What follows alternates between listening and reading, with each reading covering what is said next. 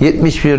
Lete Fıkh Müyesser'den. Elhamdülillahi Rabbil alemin ve salatu ve selamu ala seyyidina seyyidil enbiya'i vel mursalin ve ala alihi ve sahbihi ecma'in. Dersimiz namazın hakkında barıglı imamatın urunu. Hayti bir adam imam bolmaklığa haktarrak. Şoň hakkında gurun edecek inşallah taala. Awal baştan sultan bolmalydyr. Yani musulmanlar sultanı bolsa, ya şoň halifati bolsa, ya şoň reis cumhuru bolsa, ya şoň hakim bolsa. Şimdi bilemek adam. Yani ben dedim olacak hemmeti bir manada da. Sultan şu halife şu, sultan şu reis cumhur şu, sultan şu hakim şu. Eğer hayti bir yurtta var hakim derece ben diye delle bolsa mana. Sultan şu İran'ın kıyalak biliyor musun? Umar ulkan paşası var, reis cumhur da var biliyor musun? Toğram şu doğrultunda Umar hakim naipler de oluyor. Baş yerde var hakim şu fermandarlar da oluyor. Şu doğrultunda devletin, İslami devletin tarafından dikilinen adamdan hayti bir bolsa, awwal baştan imamata şo layık. Şimdi bilemek adam. Onda bir soru beşerti olacak ki bana neme? Yani Kur'an'dan, sünnetten zaten kelle çıkarayım bunda yöne halife oldur, başlık oldur, burada oldur, Kur'an'ı okuyup bilmem o da ondan imam etmek doğru olacak geldi. İkinciden gurun şunutine bir adamma bir mescitte şun imamata tikiliptir. Onna hem adamlardan beter şu dikilen adam neme? Şu taada şu imamata şu layıkrak yani. Hotoran bir vaqt bir geçenki derse geçti bir vaqtla var ya namaz cemaati öýde okuyma bolýardın. Bir uzur direklisen galypdyrdın.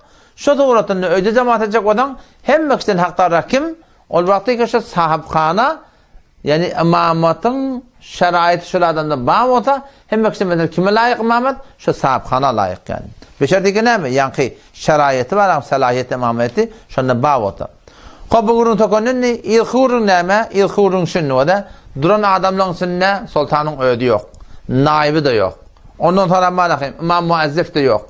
Ondan sonra sahipxanı da yok. Nişarada var hemmet var başka adamlar. Onun nişarada ne? Beni hemmetinden meter alimleri uçak balakım şol yankı adamların arasından imamata şon tikmek gerek.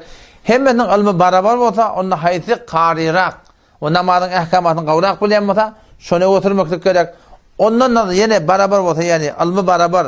Tağa desem hepsi qıraat namazın ahkamatı barabar. Indi näme kim tikmeli? Onun hayti taqwakarrak bolsa dipdirler. Yani günahdan qaçaqrak bolsa şol adamy oturmak gerek. Eger 3 saat barabar bolsa onu näme? Onu yine yaşırraqy. Hayti yaşırrak bolsa şonu oturmak gerek. Otam eger ilmi, Kur'an hepsi, taqwasy, yaşyllyk hemme barabar bolsa, indi bitadi näme? Hamany mescitte 4-5 tane ahym bar, 7-8 10 tane ahym bar. Şular hemme bir setde. Bilýärmi? Birbirine kim farkı yok yani. Onunla şol qowm her kim dikse, şu adamların matlaty bilen şol adam liyaqati, şu taada şu imamata şoňky bilen bolýar. Eger ondan soramda bir wagtda böyle ihtilaf bolýar da bilýär, mescidin içinde. İhtilaf bolýar, ol falany diye, bu falany diye, halyk imamatyny kim imamlygyna gurun bolýar. Şu taada raýy ekseriyeti ödemeldi. Köpü nirek. Köp nirek bolsa, şu taada şoňa hakyny şeýlek bolmaly. Eger köp bolup da şu tuğratında hayti bir adam imamata tiktele, o da imamata liyaqati yok bolsa, şoň günät kime urlýar? Hemme şol adamlara urlýar. Adam şu taýdan habardar bolmaly, men qowmum, men dogunum, men gardaşym, men falan diýip de şu taýda gur täsip eden bolýar yani. Hatta sen görýän öýdünkiň liyaqati yok, qyraaty dogry ilmi yok, şeýdämi? Şu kitap açyp gödäp eden adam da goý ol bir adam ýegesin ki milletin namazyny dogry suratynda eda etsin yani. Hop, bugün tokanny İden ne kurun? Bir wagtlar bolýar, şu imam bolup duran adamyň imamçylygy dogurdy. Birsi günäli bolýar, birsi ýagdaýly bolýar, şu imam bolup duran adam öwüçip durdy. Şu imamatlyk dogurdy. Dogurdy bolany näme? Mekruh diýýär ona. Yani bir imam okuyup dur, sen indi okuyup dursan, sen namazyň kerahiýet bilen bitdi ýaşlady. Şu imamyň da imam bolmakly mekruh.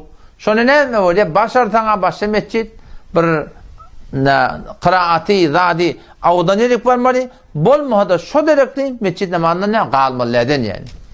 Awal başda näme fasygyň imamaty. Fasyk diýip kime diýilýär?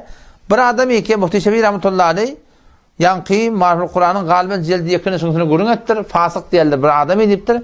Atdy suratyny günah sagira mubtala bolýardy. Yani günah sagira atdy bolupdyr. Fajir diýip kime diýerler? O adam eki ebeşkar idin ahny günah etip. İdin ahny ebeşkar günah etip adamlara näme diýerler? Fajir diýdi. Fasykdan ýani göýüňde. Adam şeýle fasyk diýip Günah atti bulan adamı diyorlar. Sagire günah. Şun sagiran edamı bir ne oluyor? O da kebire oluyor. Ki az cümle qiynan taqta var ahim şun fasığın tarifine kim geliyor? Takkalı yoga imam oluyor. Ya ortadan takkalı koyuyor. Sünnete mutabık murtusum etmeye. Şöyle adamlar ve Huday hakkatın tarife geliyor. Şöyle adamlar hatta demkan imam etmelilerden. Eğer ehyana imam boluyamata başka bir de kaviyede okuyum olan. Bolmada o direkt namaz cemaattan kalmalılar. Barmalı. Yöne neme? Şu tuğrutun namazını tutacaklar. Yani bir de günahı olacak ya vakti ki bir şer'anın botturun yerde yani. Hop ondan sonra deyiptir yani mekruh deyiptir, günah deyiptir, imamet-i şahsı bedati. Bir adam ki bedgatları mubtala. Bedgati taamları, bedgati mecalisleri şirket ettiği şöyle adamda imameti günah karşılık yani. Ondan sonra yine mekruh deyiptir, kör adamın imam olmakla. Kör adam imamata oturmayı, ne deyiptir, ne yaparım o bilen akta. Şu doğrunu kör adam imameti mekruh. Meğer bir sureti diye ki şol kavimde diye fakat şu kör adam alimrak. Fakat şu biliyerrak. Avul gözü bağmışlık okuyuptur, alim oluptur diye. Sonra gözü batıl oluptur Huday hakikaten. Şu doğrutunu fakat şöyle adam kalaları onuracak ya. Onun üstüde şu kör adamı imam etmeklik olacak ve kirahiyetten çıkacak diye. Sonra neme? Yine kirahiyeti var deyiptir. Cahil adam imam olmaklığı alimin bolmaklığı bolan. Cemde bir alim ma. Söyle mi? Geliyle bir ganimet balakım kalatçın burada da o götürüyorlar. Şimdi bana Huday hakkının katı günah karşılık yani haramın hükmünü gençlerlere havada olmalı yani. Ondan sonra deyiptirler ki yan kışot cahil adam var ki şehri olsun, karmet olsun, her kim olsun. Adamla anasıyla hormatlı olsun. Ama din diyanettan haber olmasa başka alim olturun yerine şu tadışının imameti doğru der yani. Beşinci nemen yeni mekruh deyiptir. Ol bir adam ki İyinin arasında şunu kendi söyülmeye. Ola bir edeni işi var. Bir eden yanlışlığı var. İyinin arasında söyülmeyen adam şöyle adamda ne mi? İmameti kirahiyeti var. Şöyle adamda imam hatta imkan etmelilerden yani. Yeni mekruh deyiptir. Tuğlanın terkandan namaz az miktar sünnet. Yani var akım sen ödün sünnetini okuyan, sen sünnet zahil okuyarsın. Sen şundan edafarak var imam mutlu var akım uzaklaştırıversen şundan ne mi? Kirahiyeti ve günah karşılığı. Şunu ne mi deyip İşli adam mı, ayağı yolu kısayan adam mı, dertli adam mı, far namazı yengil, sünnete mutabık edip savmaklık gerek yani. Ondan sonra yeni mekruh deyiptir, denanalan cemaat etmektir, ödünün, öten gurun geçti. Ödünler böyle bir cemaat et yerleşin hemen, haramın hükmünde sonra haberdar olmalı. Eğer yine bir vakti heleyle, kefe kulak atmanı, bolsa deyip de var, başvuruluk edip, şu doğrudan var öyle cemaat okuyacak o da onu denanı şunun ortasında dursun deyiptir yani. Ama yani imam bolana şu namaz demeli, şu imam şu orta arada durmalı yani. Şu doğrusunda. Yani o belki imamlar o ismiyle de o vaktip var, o vaktip şu ortasında durmalı yani. Sonra da yeni de günah var deyiptir, denanı cemaatla şu da mana deyiptir ne mi? Namaz cemaate barmakla deyiptir. Avvalın da şeyde o Peygamber Aleyhisselam'ın bariyarlamıştık sahabeler ulan beni bir men ediptirler, fuqarlardan kamilen men ediptirler. Şu ne deyip denanlarından kan fesat cemaate dörevli. Şu taydan haberdar olma denan cemaatla bir hüviyet edip burada edip mescide gidecek deyip durundan şol denan cemaat öyle okuydu qavda. Yani emsane ki şu mescide barımda 25 para toqap diye bir hadise var. Aynı şey 25 para toqap öyde denanlar var yani. Cemaate barmakta orada o sor toqap tapmaklık qatı qıyın yani.